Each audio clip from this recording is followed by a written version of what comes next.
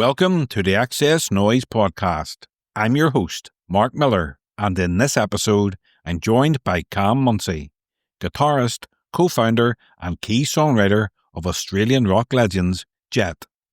If you missed our last episode, I spoke with Sonia Madden and Glenn Johansson from Echobelly, so check it out.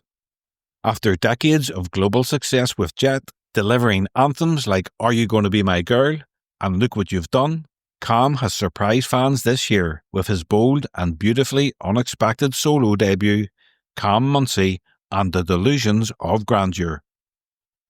Recorded in just 30 days, the album blends shimmering 80s pop, dreamy shoegaze and soulful psychedelia, revealing a whole new side of Cam's artistry and songwriting.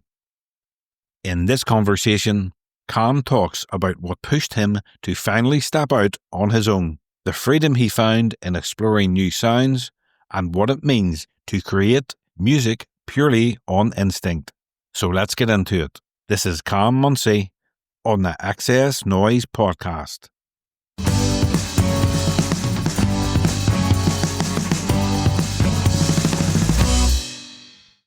Hi Cam, welcome to the XS Noize Podcast. Pleasure to be here. Yeah, you've just come off a big North American tour with Jet, supported by Band of Skulls. How did it feel being back out there, and how did the fans respond? Fans were great. You know, we got some just-around fans out there. We enjoyed the sort of long-form tour sort of lifestyle again, where you sort of hone. It becomes sort of this ritual, you know, each day. It's a lot more focusing than say just sporadic sort of shows. So yeah, and you know, we had a great crew. We all were on a bus, but everybody really liked each other. It was very nice and smooth that way. Band of Skulls were amazing. You know, Russell, Mark, Spencer, we really bonded with them, so that was cool too. And it just like watching them warm up every night. The crowd actually really responded really well to them. And so yeah, all up, I think we, you know, put on a great rock tour. It was a full month out there. So with Jet's legacy secure, Hall of Fame honours, sold out tours, what inspired you to finally step out and make a solo record now? Well, Jet was in a bit of a hiatus, and Melbourne was, you know, locked down to a great extent. So I thought if there's any better time to sort of focus on learning more about recording myself, you know, and getting sort of deep into a sort of, you know, songwriting, you know, just really focusing in on it, and not in a collaborative sense, but more in just a personal way, and just seeing, you know, learning how to play piano better, and you know, fooling around with drums and fooling around with, you know, obviously all in the box, but and MIDI and stuff, but challenging myself to be more than just a guitarist and thinking from that angle, think about the music from all different angles. So yeah, it was a challenge for myself during those years, and yeah, this is the product of it. Yeah, you described the 2010s as a time of avoidance, you know, stepping away from music, raising your family, doing odd jobs. Yeah. Yes, absolutely. Yeah, for sure. I'd sort of come to the end of the road. I think that there was some dark times with Jet, just sort of depression, feeling pretty crappy, but I sort of held on because it was the best thing going on in my life at the time. And when it ended, it's one of those things, it's like, it had been my raison d'etre since I was about 18 or something, or even earlier, to be honest. And you sort of, you know how hard it is in the music industry to get things going. And I think I didn't have the most confidence at the time. And so it goes away. It's the one thing you got going. But in a way, like, I'm really thankful for that. Like, because then you build elsewhere, you know what I mean? Maybe you were leaning too heavily on something, you know? And so that time away was fantastic. I mean, I got 3 beautiful kids, and, you know, I spent every moment with them from baby up until, you know, like I was there, the whole thing. I wasn't away on tour. You know, I couldn't think of any. I'd rather, you know, that's so much more important. If you're spending, you know, if there were units of value in life, you know, I spent them well there. But coming back around, they're getting a bit older. And like I said, when sort of Melbourne locked down, I was still with them, but I was just writing music and so yeah, you know, in a weird way, it all sort of it's all for the better, and I had much more experience away from just the road and that sort of commerciality of music, which is just write a new record, maybe get one of those songs will go into the set, and then you just rinse and repeat. You go on tour again, and you know the hotels are nice and the stages are big, and you know, I mean, we never got as huge. We're sort of like a mid-level band, I guess, but we saw some of that sort of, you know, that sort of big success. But I think that in a way, there's an emptiness to it. I guess maybe that's just my that's my perception of it. But yeah, like I saw some of those the way that people valued around just the sort of being a star, being a rock star, whatever. And it doesn't really sort of chime with me on a whole lot of ways. Like, hey, I like nice things, but I don't. Yeah, I'm not sort of stuck on prestige or you know ego, but yeah, it's more important to me is maybe becoming a better songwriter, write a great song, and that is the pinnacle. You know what I mean? Like, I mean, also, you know, yeah. I guess that's maybe I've rambled a bit, but yeah. Yeah. Was there a moment like that walk home listening to Bruce Springsteen when everything clicked and you thought, right, I need to do this, I need to do my own thing? It was, I think, getting into music again. I guess like we talked about the sort of period of avoidance. I was listening to music, but perhaps I wasn't as passionate at the time because I was busy with other things. But coming back to it and being in love with it again, I had been listening to a bit of Springsteen, and then we supported him. He's not to everyone's cup of tea, obviously. It's sort of like from a earlier age, but I think you've got to hand it to him for you know the poetry, the hard work, the sort of you know he wrote hits for everyone. From Patti Smith got a hit with one of his songs, and you know there's lots of writing in there. Like it's a songwriter's centric sort of artist, right? And when they would play live, they'd do like 3-4 hours free form, just choosing different songs. And then, like what we spoke about before, about that sort of sense of that emptiness of, you know, bands hitting the road and they just hit the hits and stuff. Springsteen's sort of an opposite to that, I think, in that it's, you know, the show's different every night, loads of different new songs.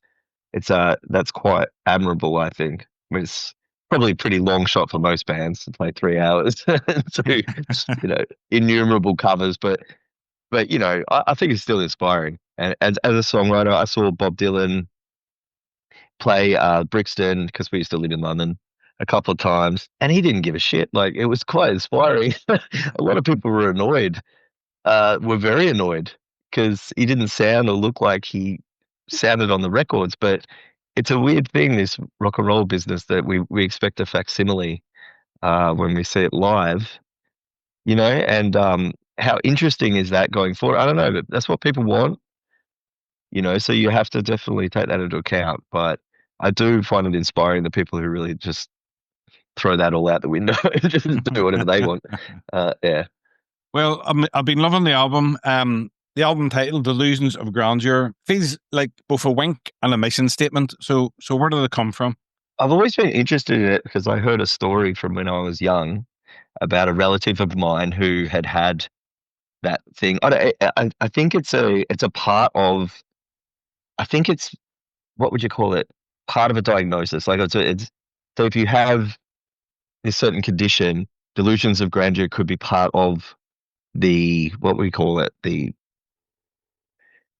outcome, or you know, something that will be the outcome of the condition. You know what I mean? So he, in this case, my family member, did have it and was able to achieve things and just sort of, you know, cause mischief, not in a bad way. He never hurt anyone, but he believed fully and absolutely that he was this thing, and then ended up with absolutely zero money in his pocket just through charm, conning his way into doing all sorts of things, which I just found very interesting. You know what I mean? Just through pure force of belief, he made it happen. And yeah, so I was interested in that. And then I always joked, it is almost a delusion of grandeur that we put this music out there and we want it to succeed or do well. But yeah, it's those two things coming together. The record, it's a major shift from major shift from Jet. It's dreamy shoegaze, melodic pop, soul textures are in there. Had Yeah. this musical side of you always been waiting for the right outlet? Think so, yeah. Or just the bravery to just go and do it, and just, I'm completely in the driver's seat. What will happen, what will come about, it's sort of like without the framing of any sort of, expectation or whatever. I think once the Jet first record comes out, it will always psychologically impact what any other Jet record might be afterwards. Especially in a group of four, you don't have the sort of what's the word? What the word I'm looking for? The agility to just sort of completely take a right turn. I mean, you do see, or a left turn. You do see bands do that, I guess, but yeah, I don't think Jet would have made this music like you said. And I was also consciously making a sort of break and learning new things and trying. I have a pretty broad taste in music, as you said, like the soul overtones, so it was a way for me to express that my broad taste in music. It's very broad. I'm sort of that sort of person. I think I'm not really very as I get older, actually, it even gets broader and broader. I just find if it comes from a human being, I'll find it interesting. Not all things that come from human beings, but you know what I mean. Like if it is authentically comes from the heart and you can hear something, what difference is the genre? You know what I mean? And you can dig into it and you can find sustenance there. Art, and you can find art that will feed you. So yeah, so that's yeah. I've Uh, rambled again. What was the initial question? Is what? you made the album with no co-writers, just your instincts. Did working in solitude unlock something new, or did you miss collaboration? Once I'd gone into the studio, there was collaboration. So I basically built them up at home to quite a point of completion. But and then going to the studio with Jan Skubiszewski and with Pete Marin, uh, then we sort of cracked them open again and were like, oh well, what have we got here? Let's maybe and then there was like new cool gear, like great gear there, like new synths or new ideas, and Pete, being the drummer, brought a new sort of momentum to it, like the sort of propulsive force of the drums would change them as well, and his percussive and drum, the way that he plays. So it definitely changed the music. But did I miss collaboration? Not at the beginning, no, because it was my favorite thing about it was being like at any time, maybe 2 a.m, I can remember that sort of feeling of being in a flow state, of being deep in the moment, looking at this bar of music, this 4 bars, playing the guitar just exactly how I imagined it, or going down different byways and alleyways and then maybe coming to a cul-de-sac and turning back and going back again and learning. And so that was the big thing in that moment. But then once got into the studio, I definitely needed help back in the big studio. And what I learned from being in the driver's seat, just basically them turning to me and go, what do you think, Cam? In the band, it would be sort of more a general band feeling or whatever. What does everyone think? But here it's just to me, and that sort of that weight on the shoulders. I found it a bit exhausting. At the end of an 10-hour day, I'd be stuffed because I'd been thinking really deeply about these things. But that was a great lesson. It helped me understand it. Was there a moment in the studio where it all came together and you realized this is something real? We're onto something here.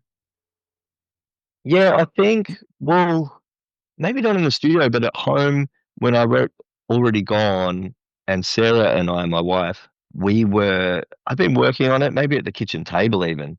Like I had a microphone on the kitchen table, and like in the demo, the kids are running around, you can hear them, they're making noise, and I just would plow on because they were all homeschool, like there was no, we were just completely in the crazy thick of it. Weirdly, I didn't find that off-putting at all. I kind of liked it. And then started coming up with this song, and then I sped it up, and then Sarah would sort of sing a melody. I think she came up with the ascending chorus. I was sort of like, maybe I'm writing a song that I actually quite like here. Like yeah, it had been a while because it had been a long build. A lot of that thing. It's the cliche of the writer sitting at the desk and he's typing and he rips it out of the typewriter and throws it in the bin. Well, that happened hundreds of times. I think it was about a year or more until I'd written like that song, and I felt like, hey, actually, I think maybe this is a keeper. So that was definitely a moment, and we danced around the living room. We were just like that night. We were elated. We thought we'd really like hit on something, so that was fun, especially during lockdown. Like we needed something to cheer us up. Yeah, the album flows beautifully, from already gone's widescreen energy to Don't Fade on Me's country soul.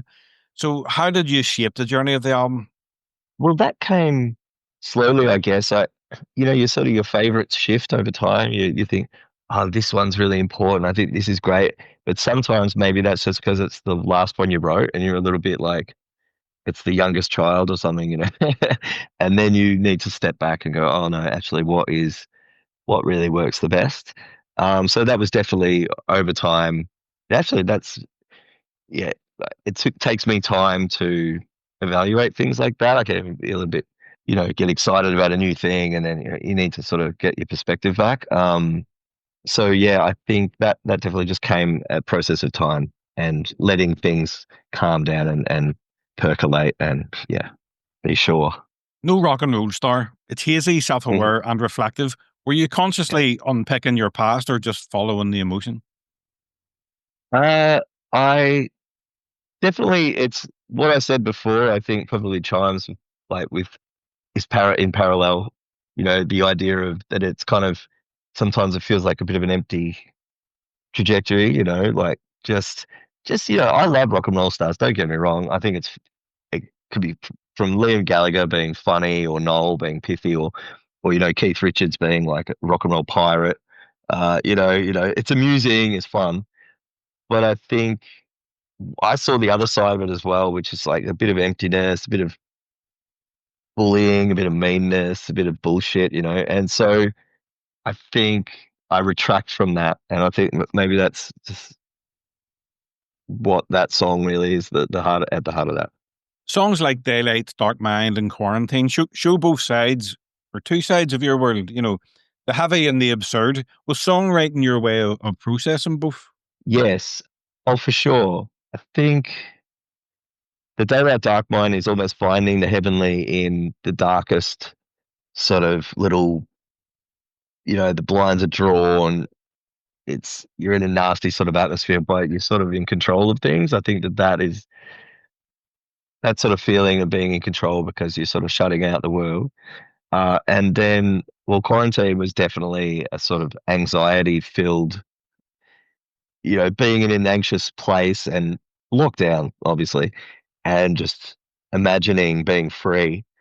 They're definitely grappling with those, you know, the freedom of the mind, the feeling of being of beauty, that you can imagine yourself out of something, out of your reality, which is definitely was on my mind at the time, for sure. Daylight, Dark Mind. I think it's my standout track from the album. Thank you. Yeah, it's one of our favorites too, Sarah and I. I thought that I was onto something, even though it was quite simple, the first chords. And I just bought a new amp with this great vibrato in it, and it just sort of, so I hit that as a C. I'll mess up the chord now. It was a G major seventh, I think, and I was struck by it straight away, and it just sort of flowed from there. Yeah. Take a Chance. It was rooted in the 2011 London riots. What stuck? What stuck with you from that time, and how did it feed into the song? Well, what stuck with me, it was a two-part thing because we were in Stoke Newington, and I think it just started just up the road. And so we're watching it on television, going, "That's just about 2 kilometers up the street," up the A10, which was quite weird because I don't know, you feel dislocated. You're obviously not going to go walk up there. And then you're watching it on the news, like it was just sad to see. But the glee with which people sort of go out there and burn their city down. Um, and then I was on a jury that sat. There was a jury, and I was called for jury duty, and I sat on one of the cases. And this young man, he got off because the footage wasn't clear enough, but it looked like him, but it was anyway. But there was a two-part thing, and it just stuck with me because it had been impressed upon me. The roving gangs of people, tearing things up, ripping open people's OC licenses, little businesses, and burning down things and stuff. And no matter the cause, I mean, the original thing is sort of a political thing, which I'm not saying that wasn't wrong in that sense, that you should push against things, police brutality or whatever it may be. But this stuck with me. The idea, it's sort of like Clockwork Orange, isn't it? There's these young, angry people out there, and they're just given the chance, they're gonna go for it. So it stuck with me. That's sort of why I wrote it. Let's talk about Breathing again. It's full of swirling textures and psychedelic energy. Was that your most experimental moment sonically? Yes, I think. Well, yeah, probably. I think I had that just sort of running up and down the keyboard. I think I wrote it on the keys, and then my daughter was listening to a lot of Japanese, so slightly Japanese funky music, and sometimes Japanese music. And I'm going to display my ignorance here because I can't give you any names of artists because she was listening to all this stuff, and it would feel sort of not cheesy, but it's kind of like really up, really happy. That sort of, it's not particularly gritty. Well, in this, the stuff she was listening to wasn't. And then I didn't really have the words to it. And then I decided to write it about my daughter, and she was going through sort of like lots of difficulty. So it's sort of addressed to her, and it sort of comes drawn from, because from her musical taste, I got a lot of the sort of chorus feel, that sort of funky sort of, and so I decided to write about her. Sonically, it is weird. I also liked it. I made the big outro, so it reminded me of, like, I love James Brown, and I like he'd have like big long bridge, just going into nowhere. And then I don't know, I was just enjoying myself. I was playing a lot of big guitar solos over the top too. So yeah, I would say it is quite weird. It comes from a lot of different things, yes. Then the album finishes with Friendly, a breezy 80s pop earworm. Do you remember how that came together?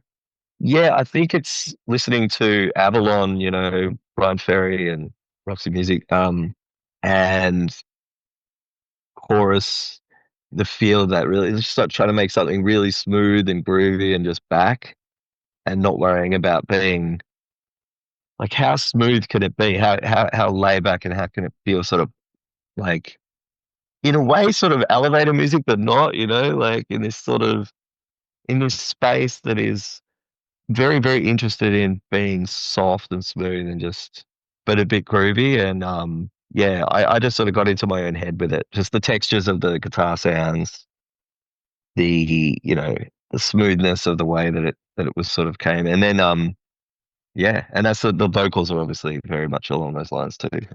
When you're writing alone late at night, did you ever pause and realize this might be the most personal thing I've ever made?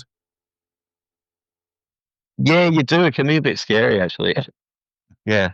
You can't be afraid, I guess, I mean, it's the silliest thing, but yeah, I'm definitely, I often do sort of just launch out. I've always been like that. So someone who just speaks up and speaks their mind, and then later thinks, oh, maybe I was like too open about, just be a bit more tactical. But it's said now. It's done now. um, yes. Oh, for sure, for sure. It can be definitely scary. You just hope that it's funny how much as you get older, you realize how much other people's experiences align to your own, and you hear so many stories like, yep, yep, felt that, done that, felt that, and it's, I guess it's a bit of an illusion that we're all kind of like alone or unique in that. So I guess I'll cling to that. So let's do a quick fire round. I'll name a Jet album, and then you just tell me what, the first feeling or memory that comes into your head. So obviously, Yep. we'll start with Get Born. Yeah. That I remember being written and then played around the pubs of Melbourne and played in the UK. We went to Nottingham and London, and I can't remember if we went to Glasgow on that first one. And we were playing it to people and they were shouting back at us. And I think we'd recorded some of the tracks in Melbourne, but not the proper album. And a sort of road tested album that was just written out of pure excitement in a year when we were just kids, and that's all we were doing. That's all we cared about. And there was very little cynicism. There was probably zero, to be honest. Shine On. Shine On, the second return to LA, a little bit of a darker time. The Nick and Chris's dad had died, and it definitely overshadowed the whole process. All of a sudden, you sort of had Hollywood starlets coming to the studio. You had you could go to the Chateau Marmont, or I actually found that a little bit weird. I would have preferred just to be back in the pubs of Melbourne because I think I'm always like striving to get back to what I knew or feel comfortable, and I wasn't as comfortable in that second one. Just the new scenery, but I still learned a lot over those first two records, in LA. And Shaka Rock. Shaka Rock was interesting. We started in New York and then we abandoned that session and went to Austin, Texas. Hot, good town. Back then it was different than today. It's gotten a lot bigger now. But back then it was just this small rock and roll town. Everyone's a musician. It felt very intimate, like the city, the town. You just sort of like you'd run into people all the time, made new friends, and yeah, I actually like Texans a lot. Like the ones I met. Yeah.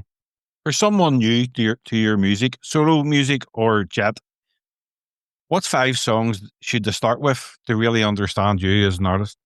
I think the first album I wrote a lot of the song "Cold Hard Bitch," which was which is humorous, like the way that we thought what an outrageous title, like we just thought that's funny.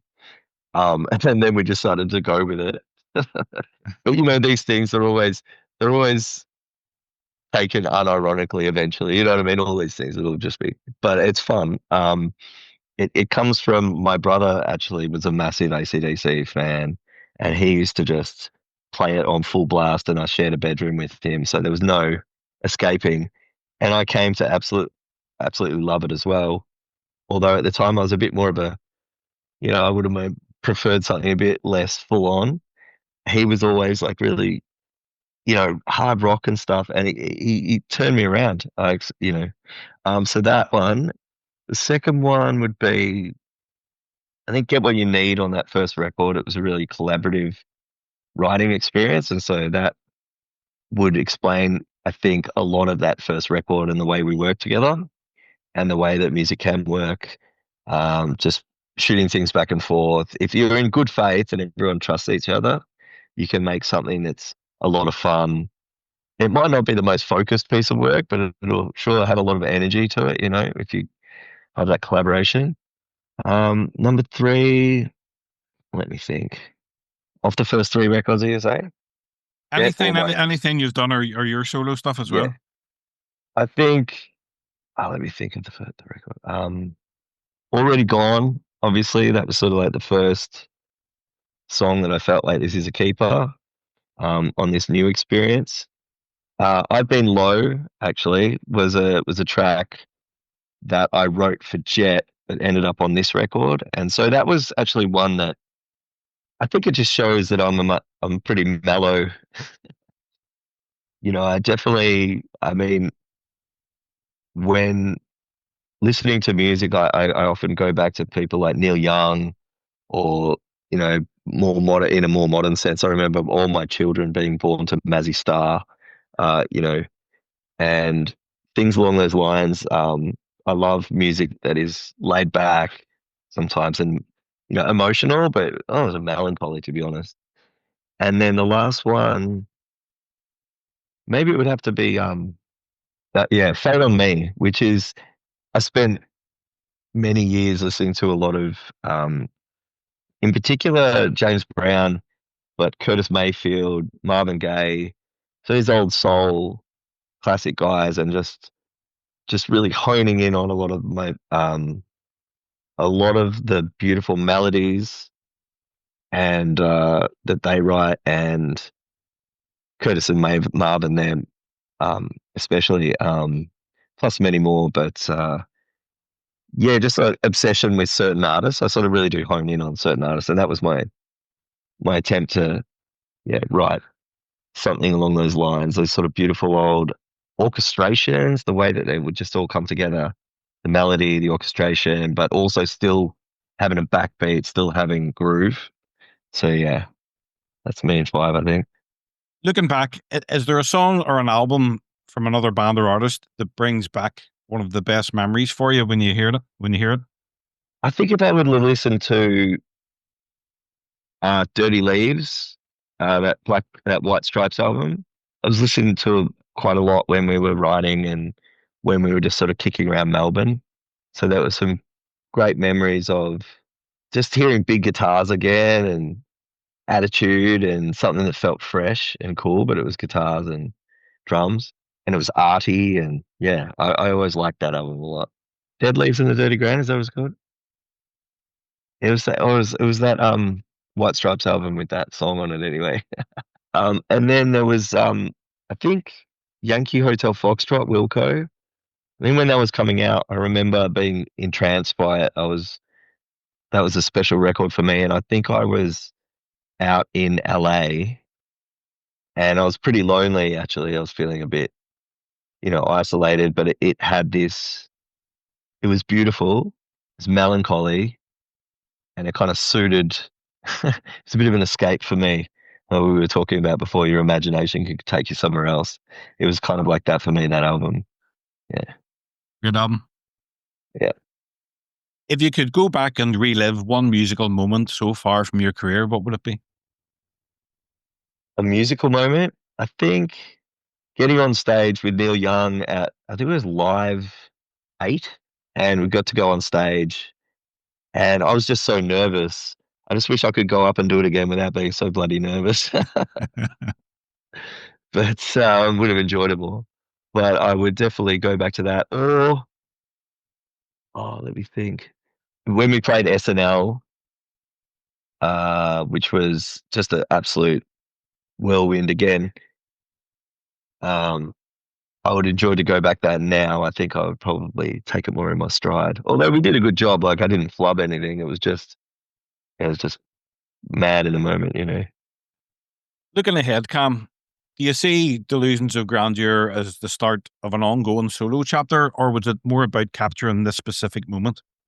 Well, I'd love to go back to it. I still have, I'm surrounded by lots of great people who I'd love to work with again and on things that aren't Jet as well.